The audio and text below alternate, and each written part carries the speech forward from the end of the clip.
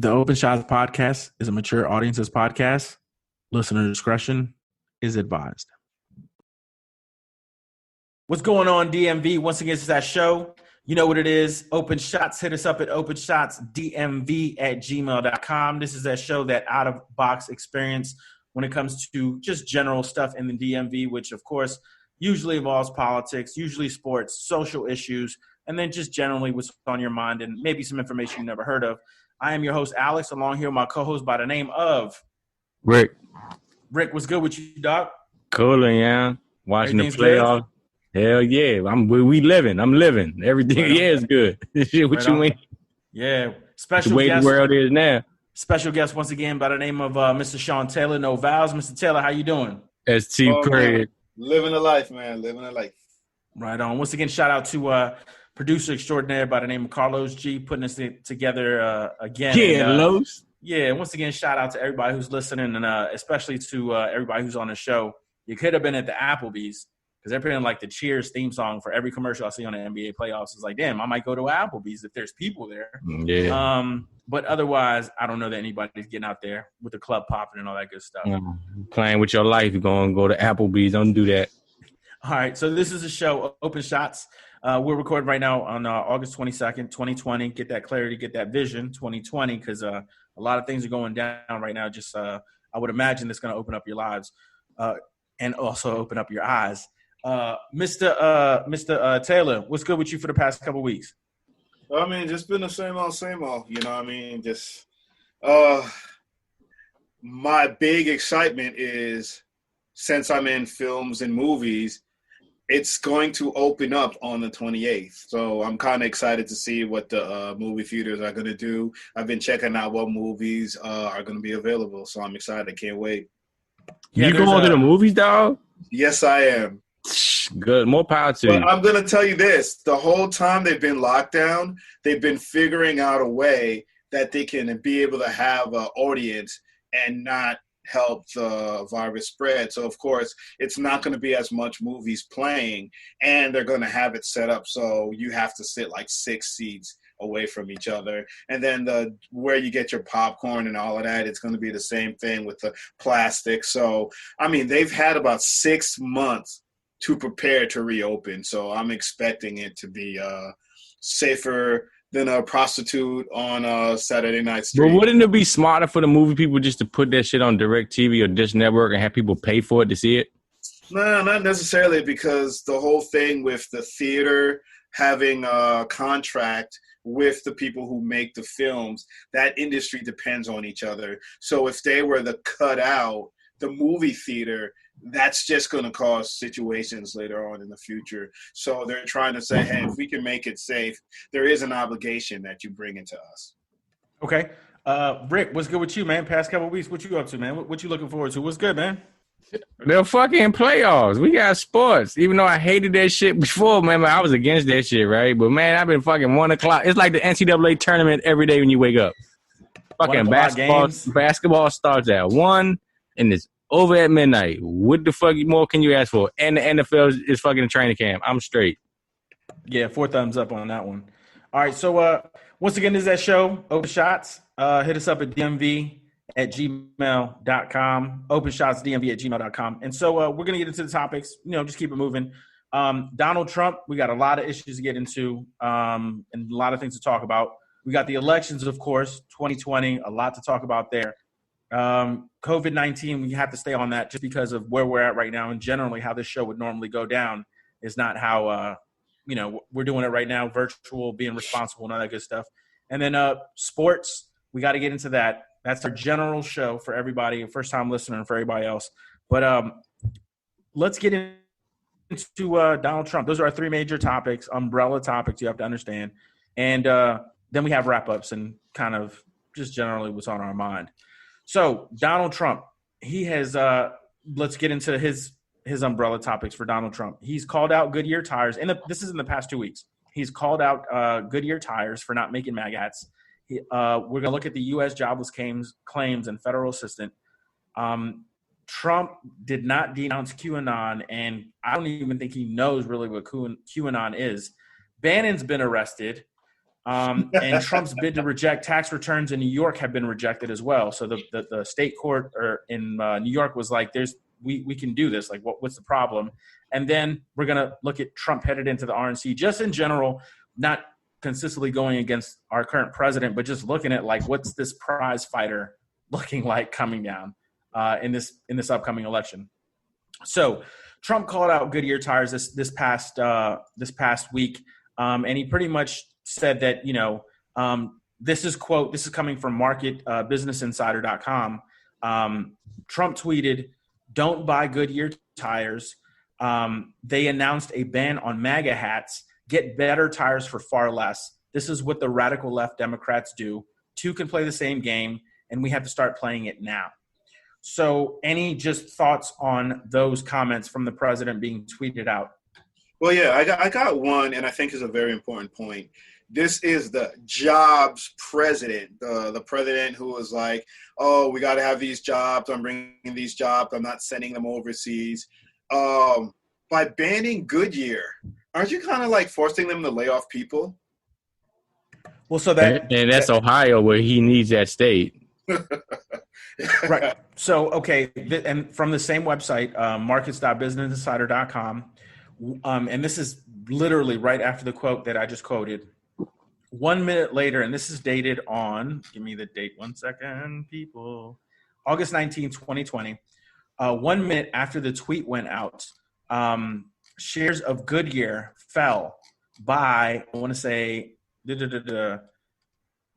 1 minute later, shares of Ohio-based Goodyear fell to an intraday low of $9.15 a share, representing an intraday decline of 6%. Anyway, after Trump said what he said on Twitter, Goodyear, a U.S.-based company, lost 6% of its stock or its worth on the stock market. So any more thoughts on the president being for jobs, or just in general, what you think about those comments due to a U.S.-based, in my opinion, reliable, trustworthy, they've been around for a long time, union jobs? Any more thoughts on the fact that what the president says literally affects you economically? Nah, not me. He a crybaby. That's how I look at it. I don't care about the economics. He a fucking crybaby. I can't wait to get his ass voted the fuck out. Fuck Donald Trump. Okay. That's what I got to say about it. Okay. So just in general, he was I like B.F. Goodrich anyway.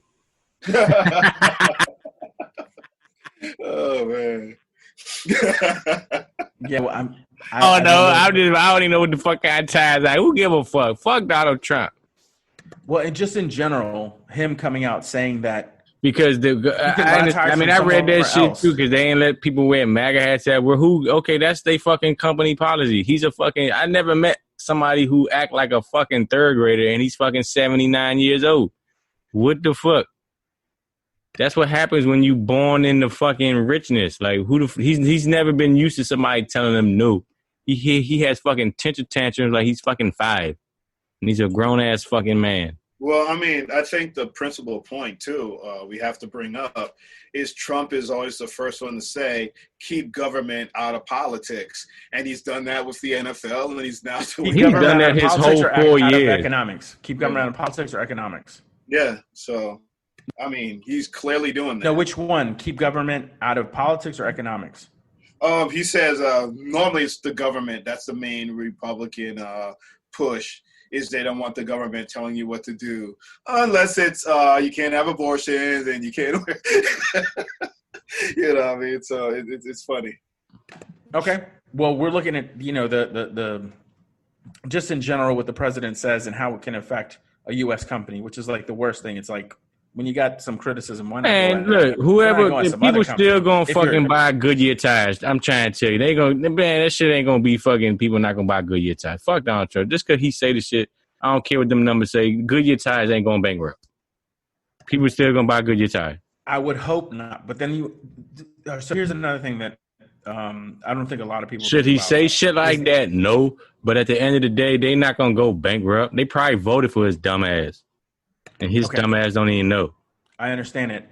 But at the end of the day, the way that I look at it on a bunch of different levels is the union hoods that are able to have unions and have livable lives, through the jobs that they work at a place like Goodyear Tire Company and the distributors and the manufacturing, transportation, logistics, and all of those things. So when you come out and attack a company because whatever reason, and it's literally a personal reason, it could be a financial, I doubt it's a financial reason because he'd be losing money. But when it's a personal reason, then now you are literally affecting the livelihoods of not only the people that work there, but the communities, because a lot of these union communities rely on the factories that are there.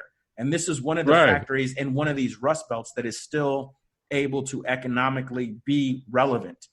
I don't know that anybody else sees it that way. I don't think he's gonna affect the shit closing down, dog. Now you thinking too much into it. He might have. No, I'm not. Because if you've ever been a member of a union, then you understand how unions work. If there's a lot of people in a town that are employed by a certain union, in this case, in Ohio, which is the state, their benefits and their pensions, it all relates on productivity. But you know how many U.S. made cars use Goodyear tires? You think they're not going to use Goodyear tires because Donald Trump said that? But you also have to understand the light that it puts you in terms of like, yeah, I work for Goodyear. It's like, oh, well, you're that person. It's like, yo, but we're in the same union. You know what I mean? Like you could work for, like you said, BF Goodrich or whatever else tire company, but we're in the same union. But now you look at me worse off because the president has something to say. I mean, it's just so many different levels. And I think it's just extremely irresponsible economically, financially. And if you're supposed to be some type of business manager, fundamentally fluent at it, you're doing a terrible job for a lot of communities and a lot of people who really depend on these jobs. So anyway, I don't see it that way. I just think he was just talking out his ass. I don't think it's going to affect nothing with Goodyear tires. He just, like I said, he got upset personally. Yeah, not making, it was like a ban on his You ass. might be onto something, but to me personally, I don't think it's going to affect their bottom line. What he said, it ain't going to affect it. I hope it doesn't. I mean, I guess you got to look at like Nike. How much did Nike really lose by supporting Colin Kaepernick? They gained money. Yeah, they gained money. They gained money.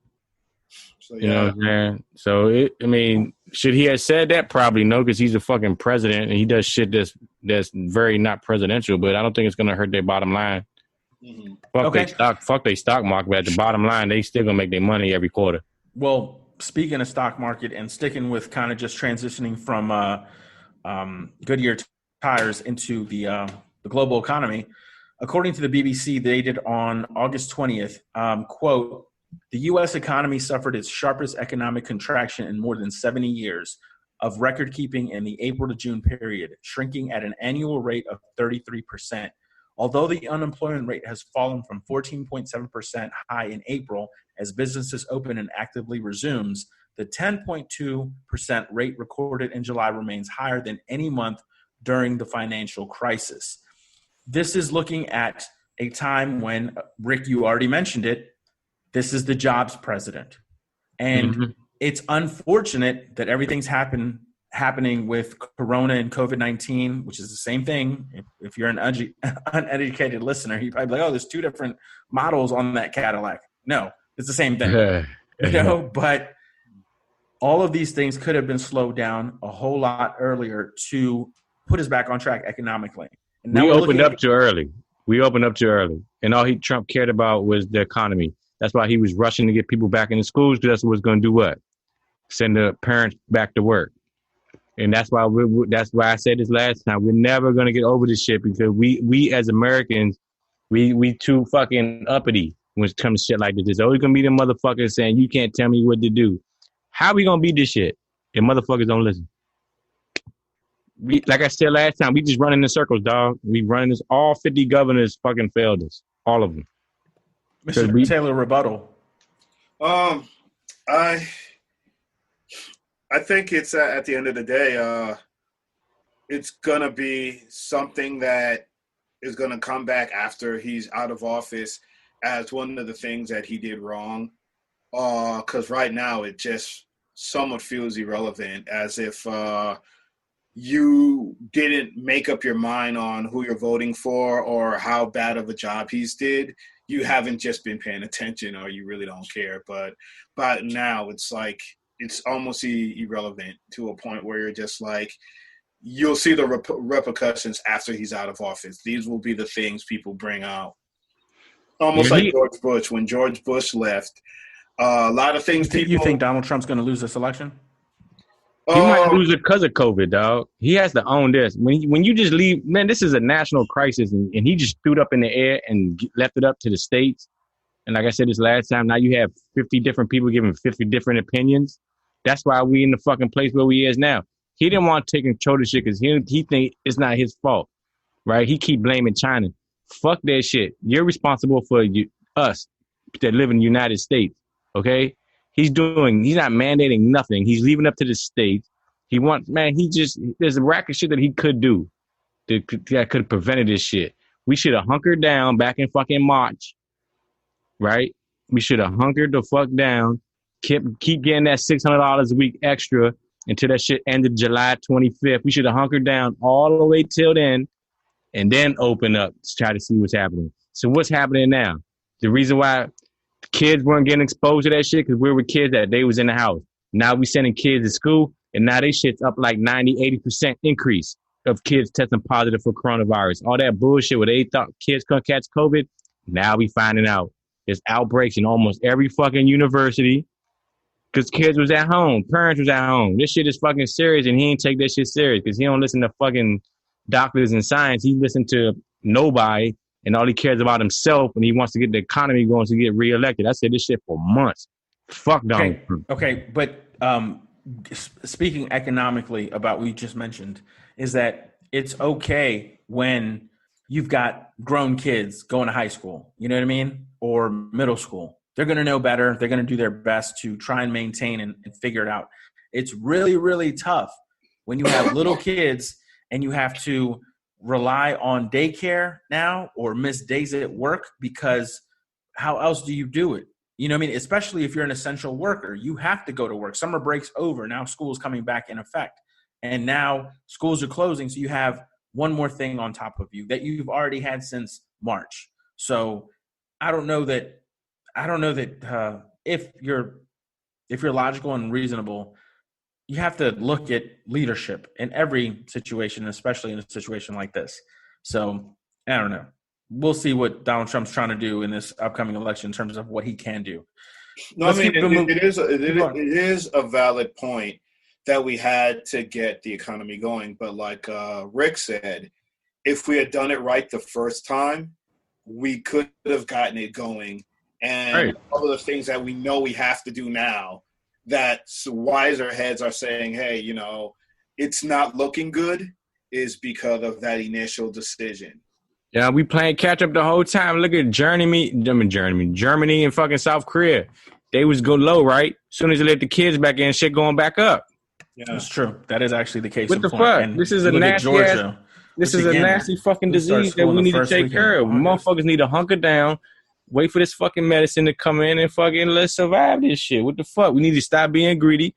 Tell Pepco or whatever your electrical company is, you can't get evicted. You can't lose your house due to this shit. What the fuck? They need to sign some type of emergency funding so this shit can't happen. The world will go on. We just gotta hunker down. To make it worse though is we should hope so, but there's the Illuminati and all that. You know what I mean? Game of Thrones, winter's coming. So yeah. The worst is supposed to hit us in winter. And if we don't have our act together, a lot more people are gonna die. Oh, buy your toilet paper and your fucking paper towels right now. Stock up now like I'm doing. So when the second wave come, you be set. I shouldn't even tell y'all my secret. Every time I go to the grocery store, I get two of each. Walking Dead fanatic. We got you. All right, so keeping it moving with Donald Trump. I ain't selling my shit even when shit go to shit. All right, so Donald Trump has failed to denounce QAnon. And I don't know if you guys I don't know too much about that. I just know so QAnon, and this is coming from the BBC. This is coming from the BBC. What is it? From the BBC. Quote, QAnon. At its heart, QAnon is a wide-ranging, unfounded conspiracy theory that says that President Trump is waging a secret war against elite, Satan-worshipping pedophiles in government, business, and the media. QAnon believers have speculated that this fight will lead to a day of reckoning where prominent people such as former presidential candidate Hillary Clinton will be arrested and executed. That's the basic story, but there are so many offshoots, detours, and internal debates that the total list of QAnon claims is enormous and often contradictory. Adherents draw in news events, historical facts, and numerology to develop their own far-fetched conclusions.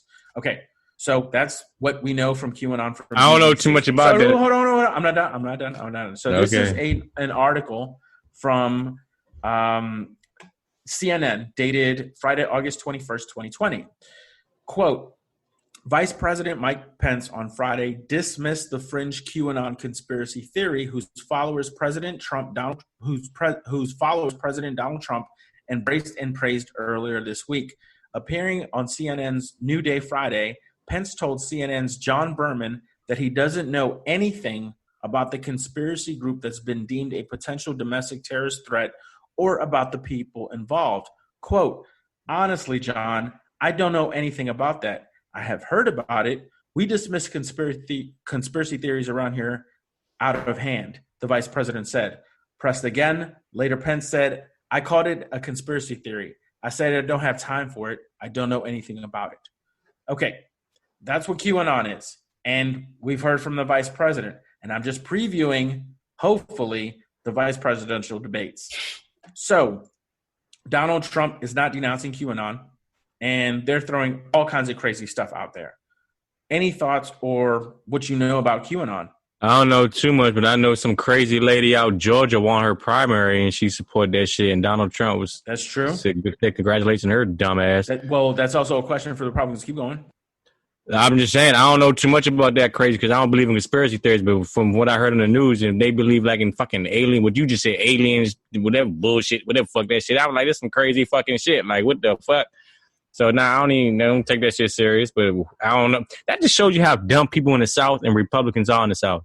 They will fucking elect some dumb QAnon, like this. I think QAnon is national. I don't think that they're just in the South. I'm pretty sure part of a movement. I'm pretty sure a Republican that live in fucking Pennsylvania or fucking New York wouldn't say no crazy shit like that and run some shit like that. But but see, this isn't like a Confederacy movement. This is actually this is common sense. This is common sense. Yeah, and you have to remember, it's common sense also. I'm not being biased, but people in the South, they're Southerners, they're stupid. And so they actually believe stupid stuff. But this is not about the South. This is not about She's from the South. No, the elected official that you're talking about. I'm talking about yes, and the people that elected her. Yes, and where okay, so they they live at. An official from QAnon. I'm talking about QAnon in general. I'm not talking about that. I'm talking about the stupid people that elected her to run in the primary. Mr. Taylor, could you tell us a little bit more about QAnon? I don't know nothing about QAnon. I just know they're stupid. What do you know about QAnon? What's up? I look at like QAnon, 4chan, all of those. Those are to me like the new version because they're newer. They started recently, right? So they are what I would call the replacement of Alex Jones. What's that guy's name? The InfoWars. You know? He's all over that. That's like he's like the leader. Yeah. So when I look at stuff like that, I think it's the most unreliable source. And there's a friend of mine. He believes in the Anunnakis and whatever those guys are called. And it's scary because there's a really cult following for people who just have a hard time accepting reality, and they start believing things, and you listen to what they're saying and you realize it can easily be debunked. So QAnon, that's what it is. 4chan, that's what they make it for. They make it for you to put stuff on there that if you do your research, you can see it's not legible, but people rather just take the word. So man, you lost me at aliens. Right, so it's so pretty much it's like a far-fetched sense of reality. Can I go with that? A far-fetched sense of reality. You know, I'll do. Can I go with that? I'm just asking. Is that kind of like is that acceptable for what QAnon is? Yes and no, because it's almost like saying these people are complete idiots and fools when in reality it's more of a fear. Right? Or for people who are more like, what's that word? Paranoid, right? So kind of looking at it, Donald Trump says stuff like, okay, we might have all said, hey, we have to do something with immigration because a lot of illegals are coming over. And then you say to yourself, we should build a wall. But you'd be like, you know what? I would never say that out loud because it's kind of stupid. You know what I mean? And the second thing is, if the wall would work, it already would have been built. You know what I mean? If that was the solution, it would have already been done. But people like Trump and the people on QAnon, they don't look at that. They think, hey, why isn't there a wall there already? Why am I the only smart one to notice that? It's like, well, you're not actually smart. But you see, you proved my point. Yeah. Because the followers of QAnon and Donald Trump both think the same way. It's a skewed form of reality.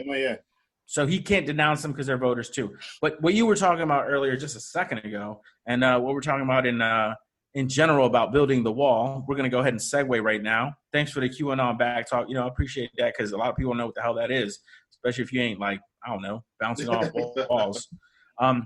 Looking at, what's his name? Bannon, Trump's former head and chief strategist Lock at the him White up. House. This is from ABC News. I'm going to go ahead and quote this one again, and I got to get my sources. ABC News.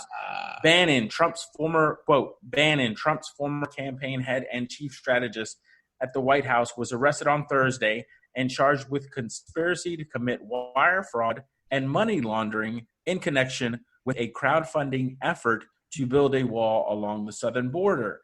Bannon allegedly took at least $1 million of the money raised from the supporters to pay another group leader's lavish personal expenses, according to prosecutors. During the radio show on Friday, Bannon said his actions were in support of the president, who has since tried to distance himself from his former top advisor. Any thoughts on that? Well, for starters, Bannon and Trump have been feuding. And also, that is true because Bannon got kicked out, right? Exactly. Yeah. He used to be his advisor like in his first, 18, 16 months? Yeah, that's true. And also, Bannon wants to roll on Trump. Like, the Democrats necessarily won't touch him, but he does somewhat have dirt on him. So it's hard to roll on someone if you yourself is dirty. So that's, in a sense, it's a win for Trump because in the future, whatever bad stuff he says about him, Trump will be like, "You look at this guy. He fraud all those people for the border wall. You honestly think he's telling the truth?" And people will likely believe it. Okay, so let's look at right now Trump associates who have been arrested or convicted since Donald Trump has been in office. Okay, so it's about 9 people. So right now we have Bannon with wire fraud. And what were his other charges? He's got 2 federal charges. Then you have Michael Cohen, perjury. Flynn, perjury. Gates, conspiracy and perjury. Manafort, fraud. Papadopoulos, perjury. Pinedo, fraud and selling fake IDs online to Russians. Stone, obstruction, perjury, and witness tampering, a total of 7 felonies, who was pardoned. And then you also have Vanderswan, again, perjury. Has this ever happened in the history of any presidential candidate or president and people around him? And if so, please tell me. We have 9 on the board right now. I have 9 on the board right now. Not since fucking Watergate, right? Convicted, who have been arrested and or convicted since Donald Trump has been in office. Can you please give me another president who comes even close? Richard Nixon? He had 9? I don't know. I was asking. You said come close. He had 9. I don't think he had 9. I mean, you said come close. Well, I don't know. Here's the difference, though. When Richard Nixon was getting these people around him locked up, that was the end of his presidency. Yeah, but see, the way politics are is now, you'll never. It's so divided right now. The way he ran his campaign, and the way he got elected, there was no way the Senate was going to fucking do anything. The Republicans suck Donald Trump's dick. Donald Trump, he really could shoot somebody on Fifth Avenue, like he said, and then the Democrats can impeach him, and the Senate will fucking have him not guilty. That's how far America is divided right now. Did you have Mr. Teller, go ahead. Did you have Scott Pruitt on that list? No, I have Bannon, Cohen, Flynn, Gates, Manafort, Papadopoulos, Pinedo, Stone, and Vaynerswan. All right. Do you remember who Scott Pruitt was? Sounds like a name that probably got locked up if he was hanging out Oh with Donald yeah. Trump. He ran. He was a guy that was always getting sued by the EPA because of the shady stuff he was doing, polluting the environment. And basically, while he was running the EPA, he was doing a whole bunch of stuff to unregulate stuff Obama had put in place that people didn't like. But then he got caught. What got him kicked out? He was like an Oklahoma, wasn't he? Or some shit like that. He was like an Oklahoma or Kansas. Scott Pruitt. Yeah, he was doing. He was the governor or some shit like that. I could be wrong, but I remember hearing that name. The EPA. He was running the EPA. Okay, okay. That's fine. Like pretty sure he's from Oklahoma. He was from there, right? Yeah. Okay. Yeah, he was taking plane trips and like buying stuff, and then he brought his boys to come work for him, and he overpaid them what they would get paid. So it's almost like me saying, "Hey, Alex, come work for me. It's a $60,000 job, but I'll pay you $90." Right. So everything they shitted on Hillary Clinton for, Trump's doing the same thing. Well, it also sounds like wire fraud, which Bannon has just been. But you know what? Of. I can't even get mad at him taking them dummies' money because they know who their base is. Yeah, we can't even get the federal government to build a wall, but give me your money, we'll build a wall. Get the fuck. You know what? I'm glad they took their fucking money, dog. Like, y'all so stupid. Yeah, that's they deserve that shit. Like, he shouldn't even get locked up for that shit because I'd be like, you know what? They stupid. Keep giving him his money. They caught him on a yacht, Holmes.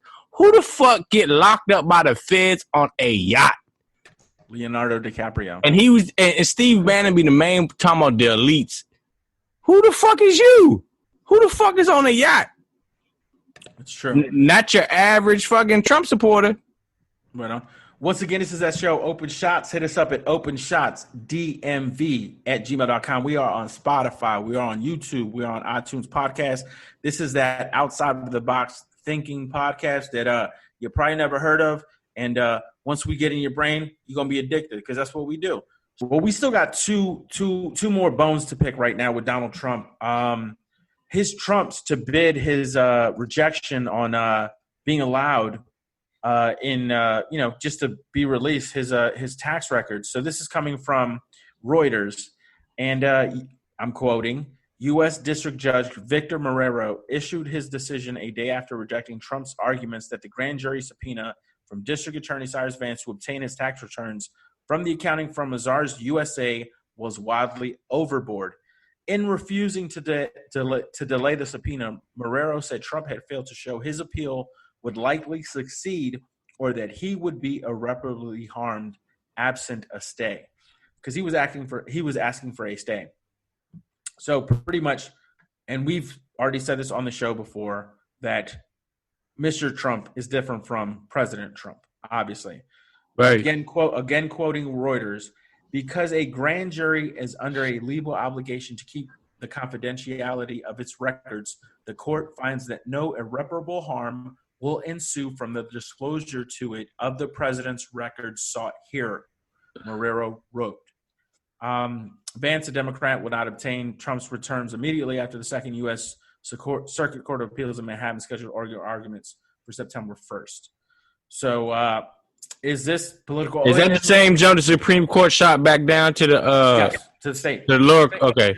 Yep. So that he about to get rid of his fucking he has to show his taxes now. Because right now, again, we've said this before, is that Mr. Trump is different from President Trump. But then I also wanted to get into something earlier that we mentioned, which is Trump's associates, and I forgot to mention it, is that if this is some type of build up to staying the president in an election year, who is the attorney general? William Barr, a Trump appointee. And what did Barr do in all of these Russia hearings? He did nothing. He covered for him. Well, was that Mr. Taylor? He covered for Trump.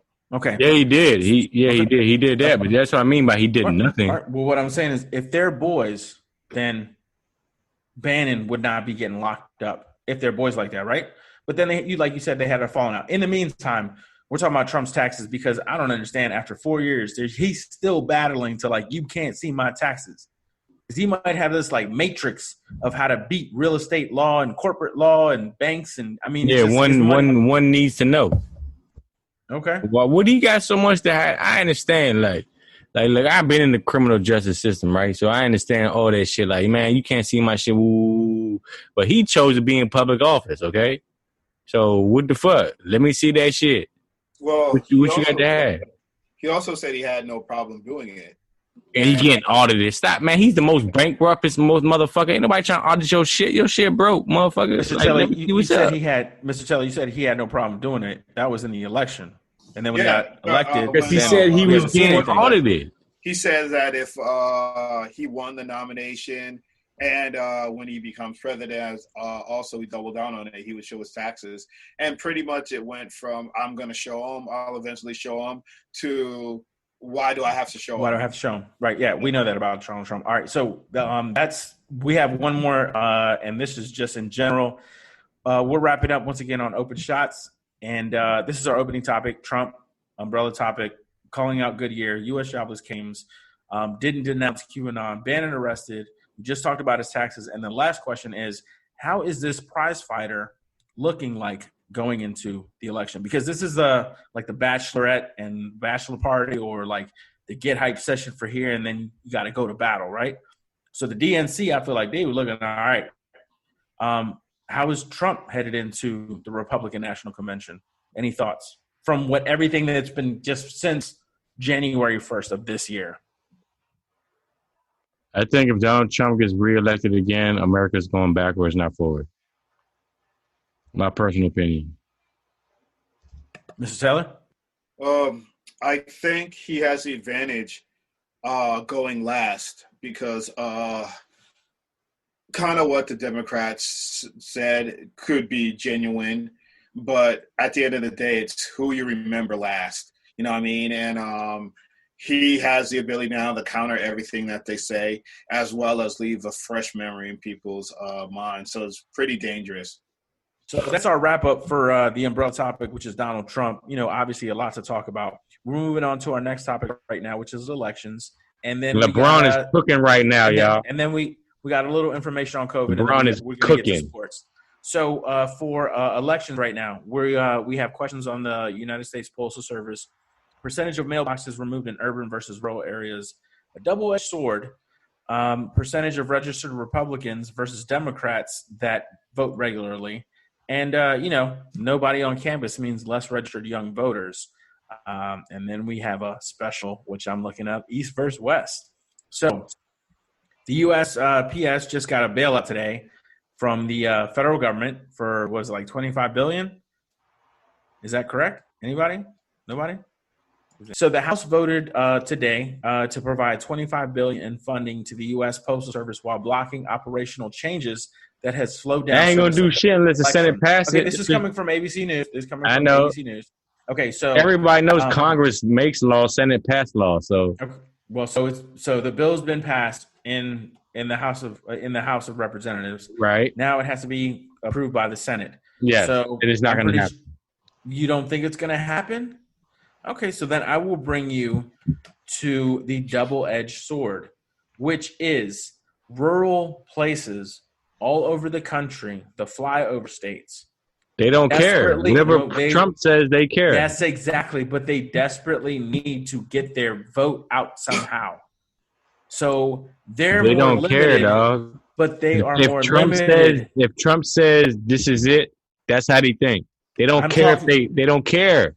They'll Rick, get in a fucking numbers. I'm talking about numbers. So think about a place like Sioux City, Iowa. They didn't have that many mailboxes anyway. Okay, what I'm saying is think about a place like Sioux City or that county, wherever it's at in Iowa or, Wyoming, okay? People have to travel miles to get to their voting booth rather than like, oh, I can leave it in the mail. That would affect the voters for Donald Trump more than it would. No, we know Democratic. It won't. They fucking like had a stat on TV. Fucking 60-something% of Republicans don't believe in mail-in voting. They're gonna go and vote themselves. That means they don't care about COVID. They're like, fuck it, we're gonna go and fucking vote. And it was like 40. It was like 40-some% of Democrats don't want to are gonna go and you know what I'm saying. I forgot what the fuck for it was, but fucking Republicans, they don't give a fuck about COVID. They're gonna fucking go in and vote themselves because they don't care about COVID. They think it's a hoax because Donald Trump says it is. Okay, But what about the Republicans that aren't Trump supporters or the never Trumpers that do believe in it? They're actually the smart ones. Yeah, but they're still in rural areas, and they're still going to want the GOP. No, I will argue that the never Trumpers aren't from Wichita. Okay, they're on they on the coastline. They just happen to be Republicans. If you name every fucking Republican, okay, maybe not well, I would say the coastline, and maybe some part of the Midwest, but not. You'll never find another Trumper in Mississippi. You'll never find another Trumper from Alabama, Georgia, Florida, Missouri. Where you want to go? How far you want to go? Okay, well, so I'm not sure about that because the lady who is like the president of the Never Trumpers, who has that board, I believe she's from one of the rural states in Georgia and stuff like that. I forget her name. Let me see. I don't even know how to look her up. She was on C-SPAN the other day, and they were just saying about how they want to damage Trump's chances of being president, but not the Senate. So they're trying to protect the Senate, and they just don't want Trump to be president, and that's their only thing. So she's like, I guarantee that's a small minority that Trump knows he don't even care about. Okay, well, he knows he got his base, right? Let me tell you, this is coming. My mind thing. He got his base.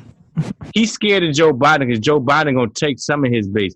Trump don't give a fuck about nobody but himself. That's why he can say whatever the fuck he want. Go ahead. I'm sorry. Okay, so this is I'm fucked up. So speaking about the USPS and the mail-in voting and the availability, this is coming from KULR8.com. It's a local news station out in Montana. Quoting, since ringing the alarm on the removal of collection boxes for communities across Montana, it has become clear that these reports are accurate, Senator John Tester said.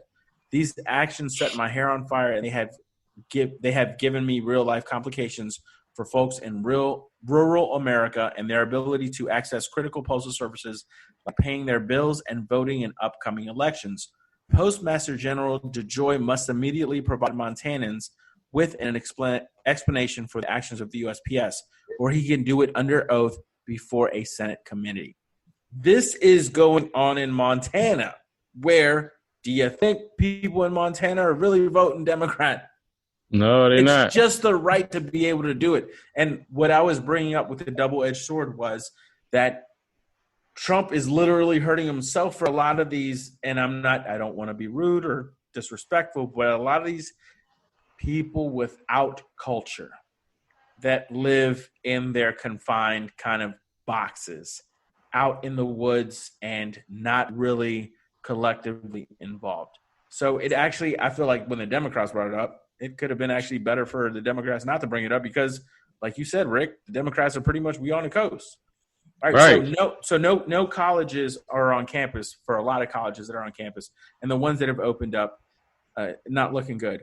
One of the major issues of no college campuses in person is that a lot of times people are influenced to vote or to register to vote at least when they're on college campuses. So now a lot of people, I believe, are not going to register to vote or even think about voting. It's like, it's happening somewhere else. It's been a really weird spring and summer, so I get it. But at the same time, a lot of people get registered.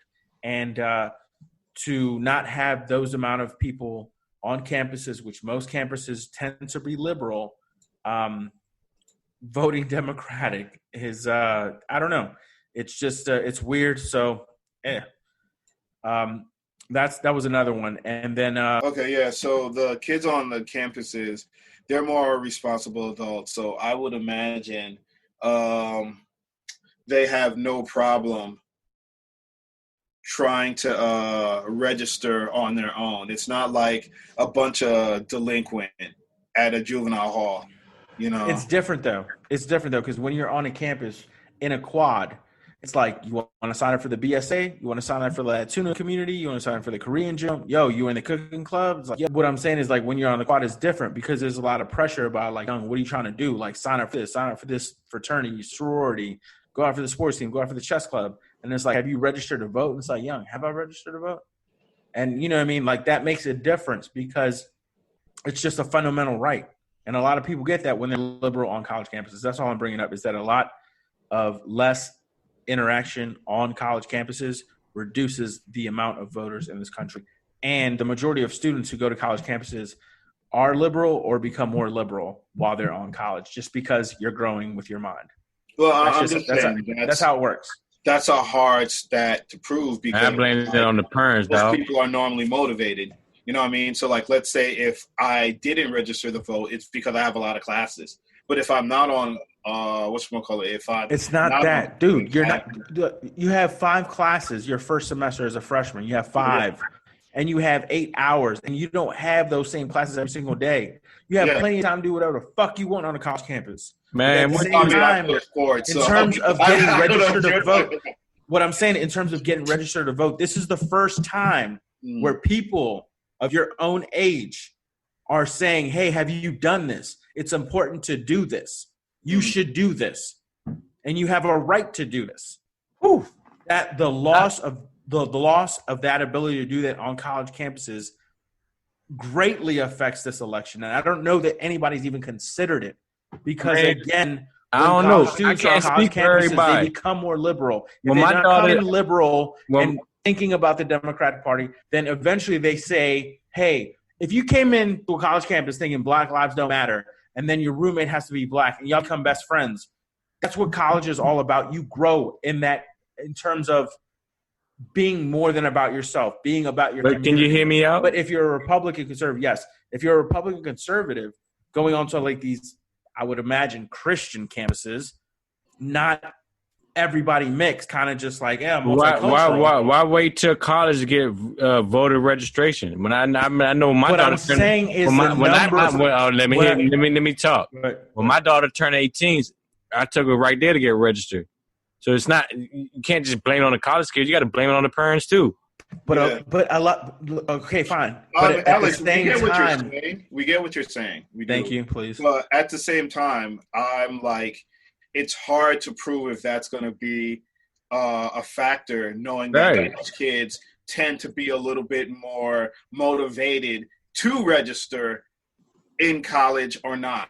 When it's in front of your face and people look like you and they're about the same age, you doing it. You just but what about the parents who grew up with them? Did the parents ain't tell them how to vote?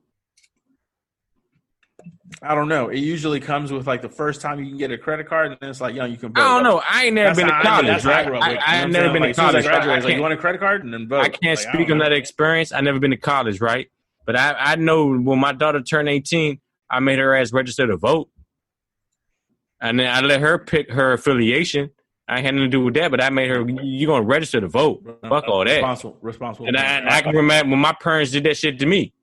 When I turned 18, when I went to go renew my license, my parents were like, you need to register to vote. That's all I'm saying. So so some of that has to do with the parents. If your parent don't give a fuck what you doing, so you're not going to give a fuck as a kid. And then maybe when you get to college, then you're like, damn, why should I give a fuck? Because everybody else giving a fuck. You see what I'm saying? Okay. So some of the blame has to be on the parents too. Okay. Well, I know I registered when I was, because it was literally like sign it, like it, so like shit came in the mail. It was like you had to sign whatever the U.S. jump to like go to war in case of a draft, credit card applications, and the jump to vote. Be like, have you registered to vote? Like, fuck it, do it. In the state of Maryland. I went to the military right after high school, so I didn't have to worry about whenever I see that stuff, I just throw it away. I'm like, I already did my time.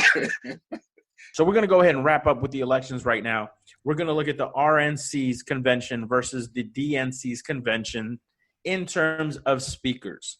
So we're recording once again on August 22nd, 2020. Hit us up at openshotsdmv@gmail.com.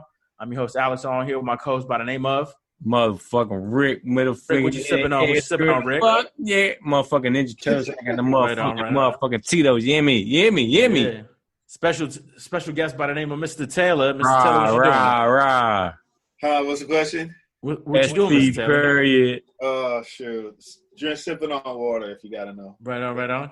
Once You again, ain't shout out smoking to that water. You just drinking water. Drinking water. I don't know about that. Shout out to our producer extraordinaire once again by the name Don't of fuck Carlos with that G. water, Holmes. You ain't never gonna come back. Don't fuck with that shit. So the DNC speakers from this past week, again, August 22nd, 2020, the DNC speakers, Michelle and Barack Obama, Killed it. Hillary and Bill Clinton, Alexandria. Alexandria Ocasio-Cortez, She got like 60 AOC. We'll just say AOC from now on. Bernie Hey, Sanders. if Donald Trump win, I'm AOC 2024. You hear me? So AOC, Bernie Sanders, Elizabeth Warren, Amy Klobuchar, Chris Cuomo, Sally Yates, and a Republican by the name of what's his name? John Kasich.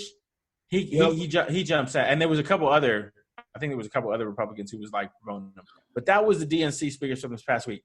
Upcoming so far, what I've seen from my research from the RNC speakers are Melania Trump is opening up the Republican National Just say Convention. KKK.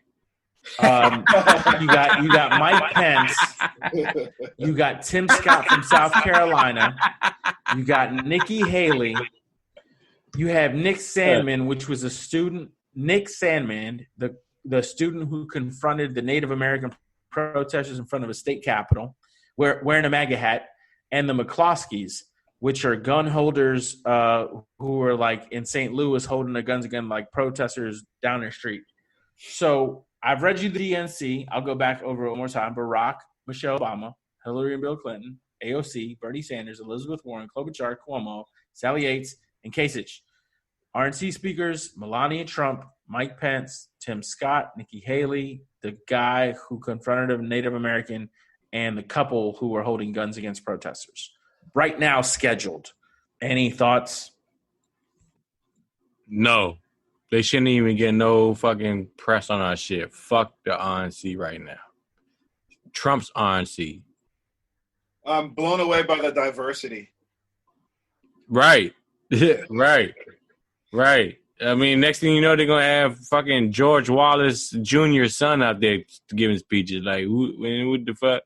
Who give a fuck about this Republican Party? Not all of them, okay? Trump's Republicans are whack. Fuck them. They can suck my dick. I'm not even going to watch that shit, Holmes. For real. I ain't going to do it. It's important to see what they're talking about and what they're saying. It drives me nuts. There are still people that follow that and listen to that. I can't do it. I can't do it, dog. I mean, I sit here and be lying to everybody, be like, yeah, I'm going to watch that shit. I ain't watching that shit. I ain't going to watch a single second of that shit. I ain't going to do it. Mr. Taylor, thoughts? The thing that I guess that's kind of getting me is the mega kid. He's a millionaire now, isn't he? I don't know his finances, but if he's if he's got Trump's lawyer, he's going to get convicted Post. or indicted in like a year. Well, no, they sued the Washington Post for slandering his name because they told the story wrong. And they were going after $275 million, and they already settled. So I don't know what they got. I was wondering if you guys knew.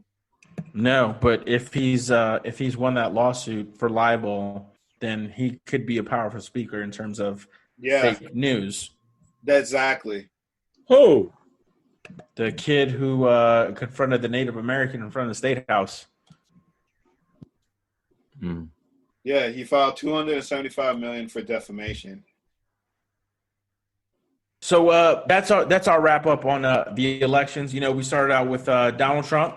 Just wrapped up with well, of course, we do umbrella topics here. Open Shots. Hit us up at openshotsdmv@gmail.com. And so we started out with Donald Trump, umbrella topics. Wrap that up.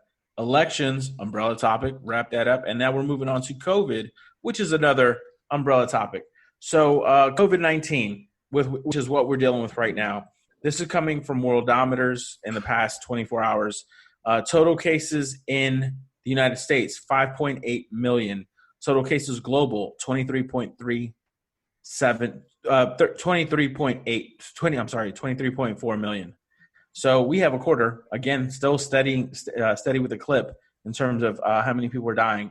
And total deaths, new deaths, it looks like, well, I don't know. Is it U.S. still reporting to the CDC or they're reporting to the White House? I thought they're still reporting to the White House. Okay, so That's what I thought too. So those numbers could just, I don't know. They're not there in general. Any thoughts on COVID right now and where we're at in the United States and the numbers and just in general? Well, I get pissed off. Everyone keeps on bringing up Sweden, how they didn't change, but they lost a lot of people. It's like they've had the worst death ever. Yeah, don't go by them. Don't go by them. Yeah, fuck them. Yeah. They try to do herd immunity. Fuck that shit. Yeah. And then you got a whole bunch of people saying we should have been doing that. No. Like, no. No, they fucking smoking rocks. Like, who the fuck gave them that shit? Fuck that. You know? Nah, when I heard they was doing that shit, let them rock. Fuck that shit. They don't want to listen to scientists. Yeah. So local numbers, and this is from WTOP.com. This is a local radio station in DMV. If you don't know about it, it's Open Shots. You know what it is. But DC, number of positive results in the past. This is actually reported today. They're up 65. Total number of positive, 13,534. Maryland confirmed cases, 103,000 with an uptick in 624 cases. Virginia, they have a total number of cases, 112,000 with an uptick of 1,212 cases. I'm assuming, I don't know, well, I guess Virginia is a bigger state, so.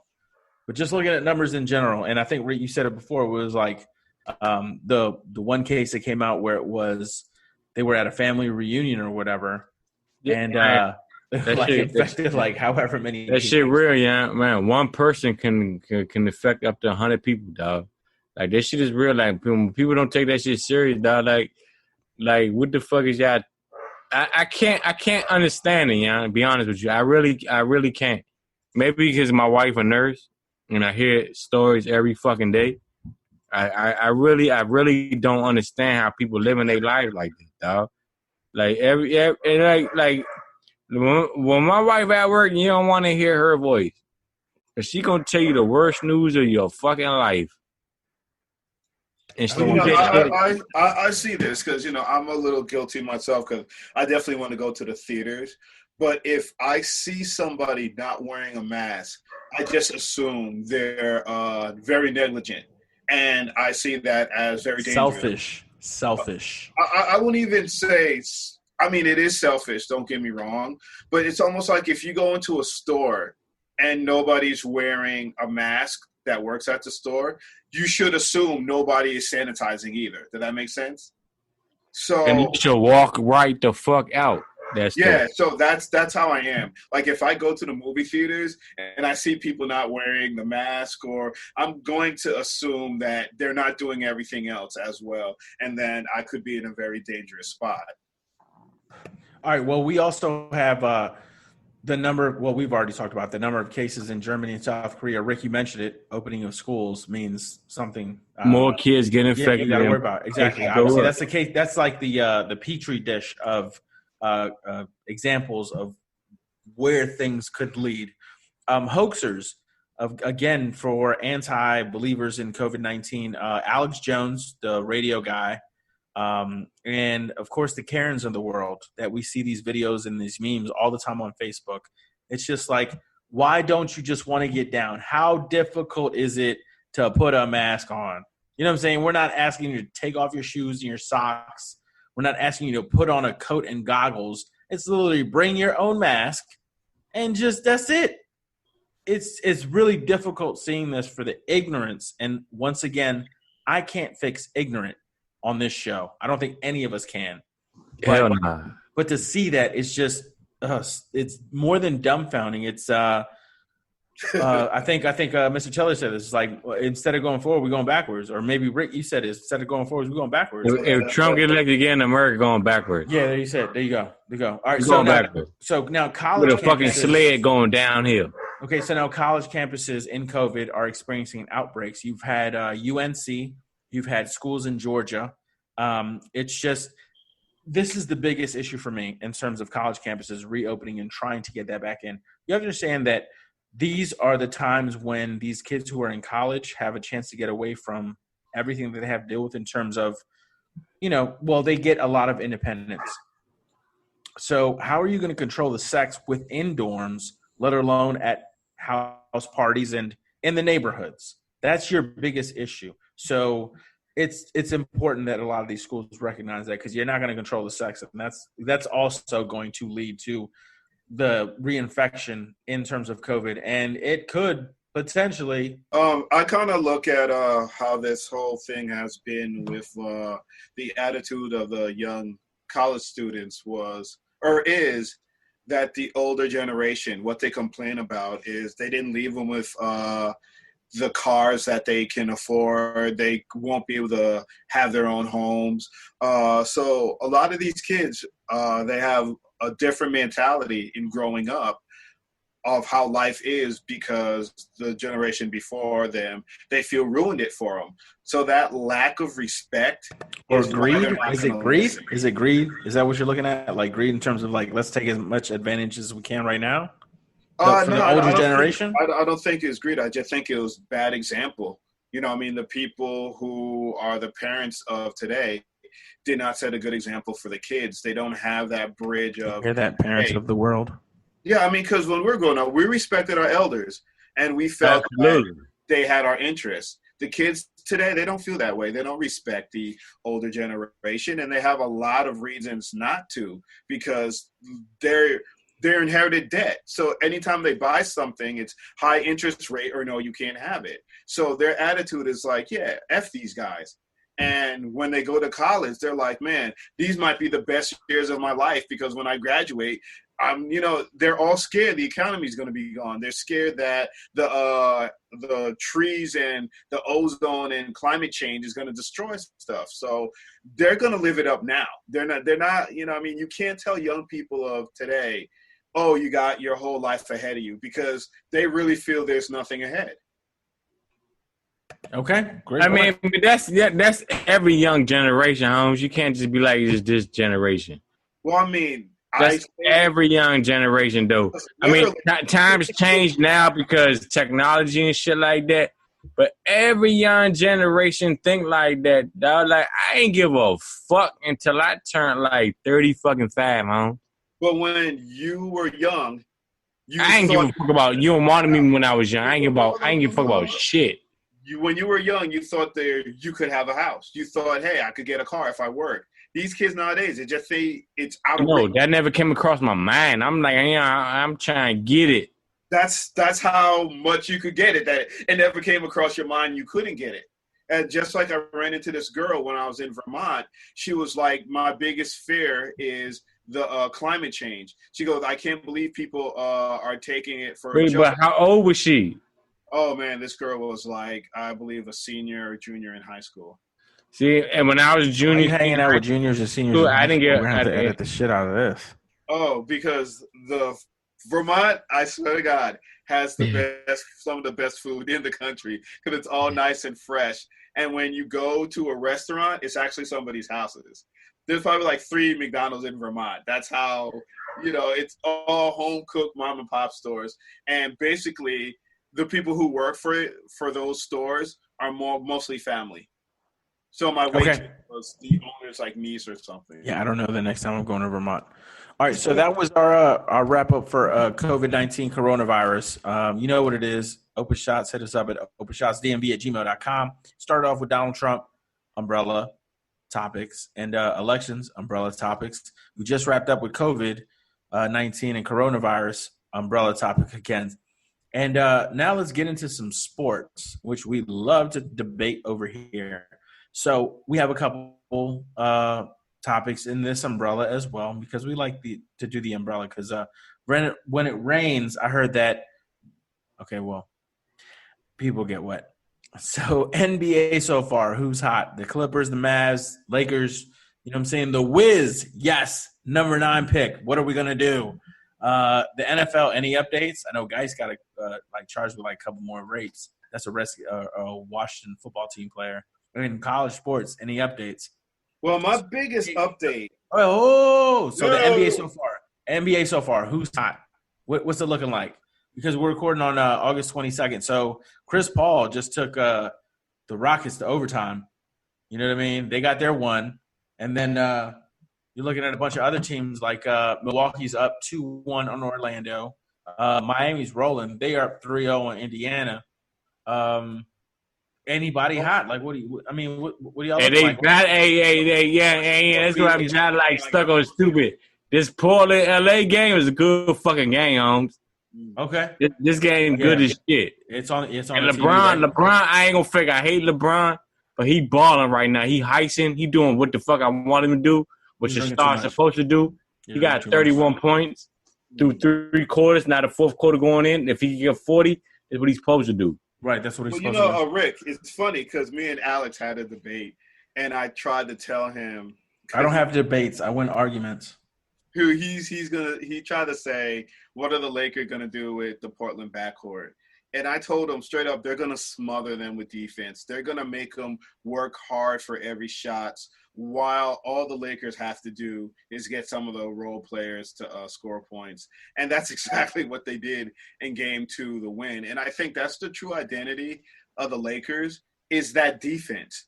They just have a lot of from. They got length. That's all they got. But in today's NBA, a lot of length. And one of the advantage I think they have against Portland is they have about something like 6 or 8 guys that can rotate against their front 3, and Portland doesn't have 3 guys that just stand out. Right. I no. What you mean? They got Damian Lillard and McCullough and Melo. Melo's balling right now. I don't think Melo would make Melo. No, you're thinking Melo in his prime. I'm thinking Melo as a good third wheel is perfect. No. I'm thinking about somebody who's equally going to hold his own against who on the Lakers team could check Damian Lillard? Who? Oh no, they don't have to check him. They just have to make his job hard. And difficult, frustrating, long arms, tough to get in the paint, tough to shoot from. Trace is winning that argument. They're doing it. What guard is going to do that? It's not a guard. It's not a guard game at this time. Name the guards with the S that's going to do that. Danny Green. Well, I ain't watching the same game. Well, you know what? Damian Lillard got 29 points right now. It doesn't matter. What you mean? When you shut somebody down, you shut them down. I'm sorry. He's just scoring 30 points a game. Shut him down. No one said they was going to shut him down. So when you score 30, he's scoring 30 a game, dog. Like, what you want him to do? Like this. If you're scoring 30 like Michael Jordan used to, Mike is either having the game of his life or his teammates aren't putting out, and he's carrying the team. So part of Damian having high points could be because he's the only one that can get a look. Well, he also has a dislocated finger. Let's not forget about this. August 22nd, it's not his shooting hand. It has nothing to do with his problem. So if you ever dribbled a basketball and try to get through a fucking double pick or behind the back door, and how do you rely on both of your hands for crossovers? You need that dislocated finger. So it does make a difference. At this level is no excuse. It's not football. I don't think this is basketball. No, but that's not what the hand he shoot with. It doesn't matter. You need that handed dribble and set you up very well. It don't matter what hand you shoot with. You need your offhand when you're in pain. Man, I don't care if you fucking got a dislocated finger on your non-shooter hand, you can play. Yeah. Absolutely. I'm not saying he could play. I'm just saying he's way more effective without a dislocated finger. No, there's no argument. You're good. You know what? Get his ass in there. Tim, shut the fuck up, suit up, and play. If I was the coach, that's the fuck I would say. I think I don't want to hear shit about your fucking punk ass finger. Go out there and play. I think for what he makes, the money they pay him, he can also dribble with both hands. You know what I mean? So he's not using dribble through it, right? Let's not take injuries down because it's basketball, okay? Yeah. A dislocated finger in football wouldn't even be brought up in the conversation. Yeah, true. But that's a sport you decided to play. But in basketball, injuries in basketball, injury. How many players are on the squad? No, injury is injury. In basketball, how many players are on the squad? I'm just saying. I'm just asking. In basketball, how many players are on the squad? And Get basketball, minutes. What's your rotation? What's your best starting it rotation? don't matter. It's 15 on the team, 12 on the active roster. So it's For 50 players. 50 players for football. 15. No, 15 players for basketball. for basketball. Okay, so how many players you got for football? 15 and 12 are active. Yeah, so that 15 at this sport, this is what you want to do. It's a different sport where football, where it's like, all right, replace them. That's not basketball. A dislocated finger, you don't even miss a day of practice. You don't even miss school, dog. They tape it up. You're good. Yeah, you're good. Yeah, It's not broke. not broke. Well, It's not broke. What the fuck are you talking about, man? All I'm saying is two different sports. Hey, the only No, a completely different dislocation is a dislocation. I don't give a fuck if you play baseball. If you a left fielder and you a right-hand thrower and right-hand batter, you fucking on the field the next day because your left hand is fucking dislocated. Ain't no sport is you missing that. If you a fighter, you're fighting. Who gives a fuck? It's dislocated. We tape it up and we go. It's not broke. What is you talking about? Ball handling is what I'm talking about. Ball handling. He's not a point guard. He don't Who handle isn't the a point ball. guard? No. Who isn't a point guard? McCullough could bring the ball to the court. Dame I'm Lillard watching the is a game point right guard. now. It makes a difference when you are a It point don't. guard. It absolutely does. You have to Now dribble when the you're ball a back shooting and forth point guard- and have control. You will never understand. All right. No, Agree to because disagree. look, Agree if to no, disagree. because Agree to you're not disagree. watching the game. I'm If watching the Dame game. bring up the court, you know what they're doing? Agree. They doubling him. So automatically he throws the ball out. So the Wiz, lottery bound, got the number 9 pick. You know what I'm saying? How's it looking for the Wiz? You know what I'm saying? They got that pick. I don't know if you've looked at the talent pool just in general in terms of what the Wiz should do with it. Any thoughts for the hometown teams? Make a trade, try to bring somebody in, try to move somebody out. Just stick with the lottery. Any opinions? Any thoughts? Man, the number, whatever pick they get is gonna be trash. Number 9. Trash again. Number 9. We're gonna be trash fucking again. They need a power forward. They look like they. I'm going with Sadiq Bey. Forward. Of course, they got their front court, and if one of those guys get hurt, anybody off the street can kind of fill in, like the Ish Smith and some of the other guys they have. But they need a power forward. I'm going with Sadiq Bey. Anybody else got any options on that? Because right now on ESPN, they have Sadiq Bey. They have all right, so I'm going to give y'all for the Open Shots podcast. Hit us up at openshotsdmv@gmail.com. I'm your host, Alex. I'm here with my co-host by the name of Rick, what you sipping on?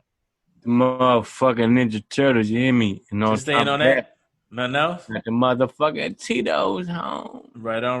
Mr. Taylor, what you doing over there? Everything good?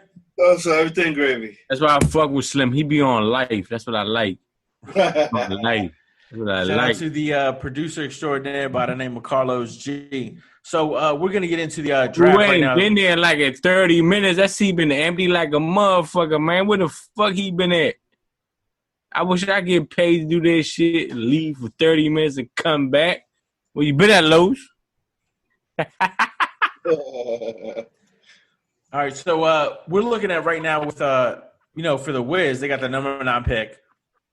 This is the top recruitment draft right now from ESPN.com. Man, fuck that shit. We gonna suck. I know, right? They got Anthony Edwards, LaMelo Ball, James Wiseman. So these are the schools they got these kids coming from if you watch college basketball.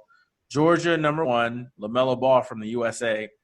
Then they got Memphis, then a guy from Israel, USC, Dayton, Auburn, Iowa State, a kid from France, Memphis, Vanderbilt, Florida State, USA, RJ Hampton, I don't know who that is, Cole Anthony, North Carolina, Kentucky, Florida, France, Villanova, Serbia, Maryland, Arizona. I don't know that this draft class right now is looking that tough, honestly, because it just, in my humble terms and opinion, is that they have Nico Bannon on here from University of Arizona, and I'm a University of Arizona fan.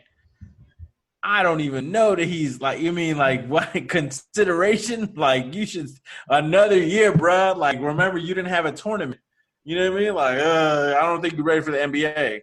So a lot of these other guys on there as well. But I will say that the Wiz, if they have the potential to get him, Sadiq Bey, they should get that guy. He's from this area. I think he went to Gonzaga or St. John's or WCAC. He's at Nova now. You come right back to the area. So he didn't go too far for a reason. That's who I'm saying, like, the Wiz should get is Sadiq Bey. Any other thoughts? This is kind of like, I would say off the topic, but I do get upset that I see all the players that the Wizards got rid of are all in the playoffs. So shout outs to Jeff Green, Trevor Ariza if he wasn't hurt. But it's like, oh yeah, you can't do nothing for our team, so they go help another team go into the playoffs. So and it sounds like the Redskins, because a lot of former Redskins became Pro Bowlers when they left the Redskins. Yeah. So, let's be honest.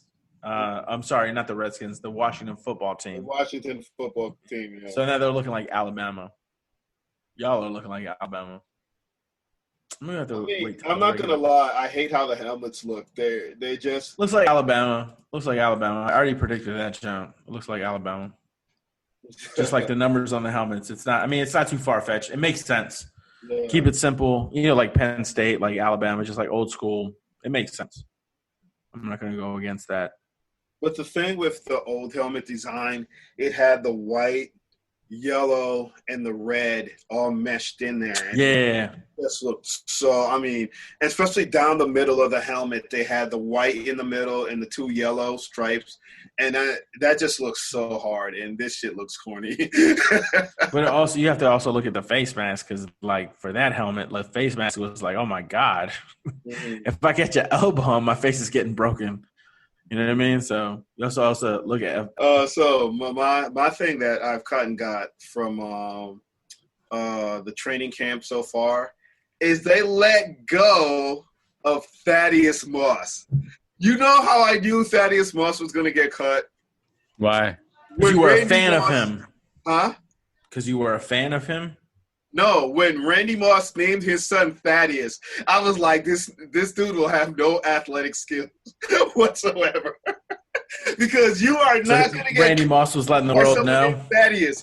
You know what happened? I read it, and I mean, from my interpretation, what I read in the paper, everybody looked, because the pad just got put on Thursday or Wednesday, right? Mm-hmm. They weren't allowed pads. Everybody looks sweet without the pads. You put them pads on, then you get the thumping. Now you see where you at as far as football-wise. Mm-hmm. Any position.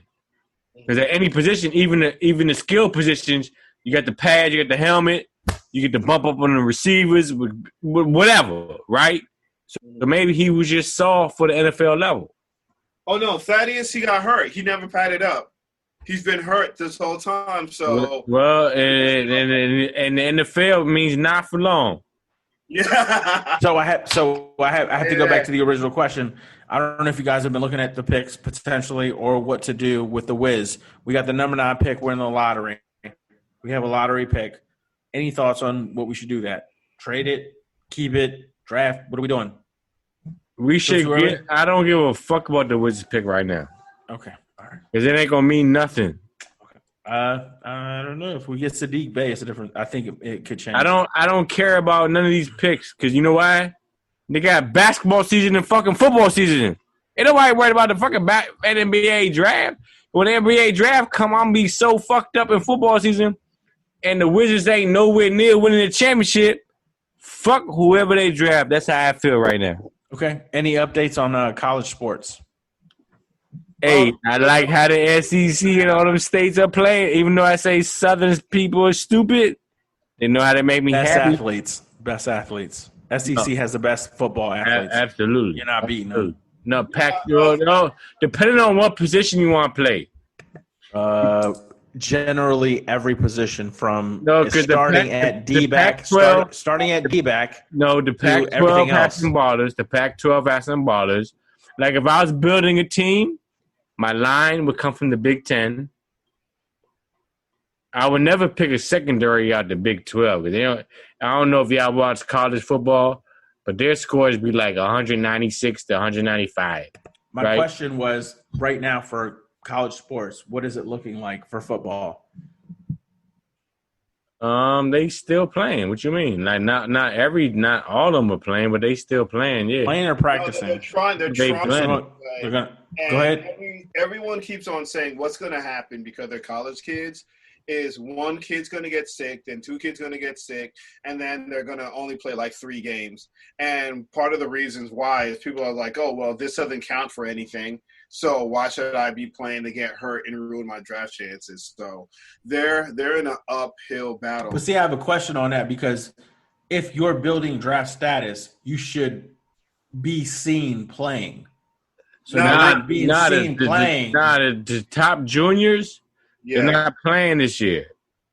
Like if I was playing in front of like a pickup game against a bunch of amateurs, like you said with Steve Francis, he wouldn't want to do that.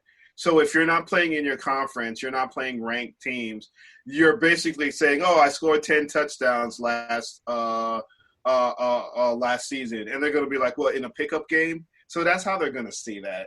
You know what I mean? It's when you look at the different levels of college, you can tell how the talent is ranked. And when you start mixing them like how they're going to mix them this season, it's going to be a very bad evaluation because part of the reason why college is high scoring is some of those guys shouldn't be on the field. They're not on the same level as these kids that are going to be future NFL stars. You know what I mean? So it's you're as a scout, you're not going to get a good look. You're gonna have the worst of the worst playing with the best of the best. And how do you evaluate that? You know, these conferences have separated that. They've made it so you can have like very good, really, really good, not so good. That's how it is now. How they're going to set it, it's going to be very bad. I think the SEC is a completely different animal. The SEC is no matter where you play in the football, SEC, football, you have to be in football. No matter where you play in the SEC, you're actually thinking about going to the NFL. So if you have like coming in as like a left guard for like Ole Miss or Mississippi State or Vanderbilt, you know what I'm saying? If you highly recruited and you just go there, you know what I mean? Like you could actually make it to the NFL playing in the SEC. So SEC is a completely different monster than every other. Well, I'm trying to ask you, you know what the SEC stands for, right? Southeastern Conference. No. Southern Extended California. Because that's where all the players are coming from. Nah. No, I don't know. So now I'm going to have to quote Rick. Are you smoking rocks? You smoking rocks? You smoking rocks. No, you see them Florida boys, them Georgia boys, them Louisiana boys, Alabama boys, Mississippi boys. What roster you been looking at? Virginia boys, Every time they say so-and-so, transfer for California. So-and-so, transfer not in the SEC. Not in the SEC. I need evidence. I need full-blown evidence. Hey, when I played, it was hard to get in the SEC, even though I was able to get in there, right? But nowadays, they're just taking all California kids. If you're from California, no, they don't need California kids. In the SEC, California kids when they transfer, I've seen the transfers when California kids transfer to the SEC schools, they don't last. It's a different beast. But all right, here's the biggest difference, and Rick knows this, is that the biggest difference between the SEC and the Pac-12 is that Pac-12 has quarterbacks. SEC is all defense and running backs. So if you don't got that to just like consistently hit, you're not going to beat them. Anybody from the SEC. You know what I'm saying? Unless you got a beast-ass quarterback from the Pac-12. So, but yeah, that's it for sports then, I guess. We just wrapped up with sports, you know what I'm saying? A whole lot of opinions and think what we need to do. And I don't know. The Wiz got the number 9 pick, so we're gonna see what happens with that. If y'all got any opinions, you know what it is. I'm gonna wrap up right now with State of the Union. Rick, what's the State of the Union? What's going on? What's good with you? What you looking forward to? What you trying to do? Just like in general, like kind of a focus. What's up? What's good? Tell me. Man, I'm just loving life, enjoying it. You know what I'm saying? Under our conditions. And continue to watch the NBA playoffs because it's bringing joy to my life. And the way the world is right now, that's all we can ask for. And when the NFL come back, and if there's anything like the motherfucking what the NBA been doing, then I'm straight. Loving life. Fantasy football coming back. I'm in all types of leagues. I'm trying to win every single one of them. What more can I ask for? You know what I'm saying? I'm living right now. A lot of people ain't, but I am. Straight. Right on. Feel you on that. Mr. Taylor, what do you got? State of the Union. What you got for the listeners? What's good? Tell us. I guess my big thing is just really the movies coming back. I'm very excited about that. I hope it does well because the movies is one of our biggest exports. You know what I mean? So you have a movie like Marvel that grosses $1 billion. You know what I mean? 600 million plus of that comes from overseas, and our economy needs it. So hopefully we'll have success and we won't get shut down. And if the theaters can do well, then it says other businesses can do well as well. Right on. All right. So I'm gonna wrap it up with my State of the Union, which right now for me is with everything that's going on is register to vote. Vote. Are you registered to vote? If you haven't registered to vote, register to vote. Here's the other thing: if you talk to people, just ask, "Have you registered to vote?" and try and help them to do that. And if you ever talk to people who are voting age, be like, "Hey, you look like you can vote." Not be creep about it, but just in general, just be like, "Hey." Just braise it up. Remember, who cares about your interests? Not the interests you have against others. In case you haven't heard how Republicans will stick with Trump to keep others from having rights in case of pro-choice, voting, voter boosts, ability to have firearms. I mean, there's just so many different things in terms of, are you going to ride the fence? And it doesn't matter if you ride the fence or not. In the meantime, vote. Because, again, remember, who cares about your interests? Not the interests you have against others. So that's my State of the Union. Once again, shout out to the panel. Rick, what's good with you over there, Rick? You good? What you doing? You getting some Cheetos? What you doing with you? Some Jameson? What you doing? Nah, I got Cheetos, dog. And then All right. Yeah, you ain't. All right, Mr. Taylor. Mr. Taylor, what's good with you, dog? Yeah, I'm gonna handle my issues. Stop playing with me. Right on. And once again, shout out to the producer extraordinaire by the name of Carlos G. Los, I'm gonna holler at y'all when this junk. Yeah. So that's what it is that show. Mr. Taylor, you good? Any last comments? What's up? Oh, I mean, yeah. Let's be in there. Let's see. Let's see. I mean, my biggest thing is Kobe died. So, I mean, if you're a true Laker fan, I mean, we all know this season's. If you're a basketball fan. Oh, I mean, why you gotta bring Kobe up, dog? That's some bullshit. Yeah, like what the fuck? In case y'all forgot. Look at suspect. You know what I mean? In case y'all forgot. DMX.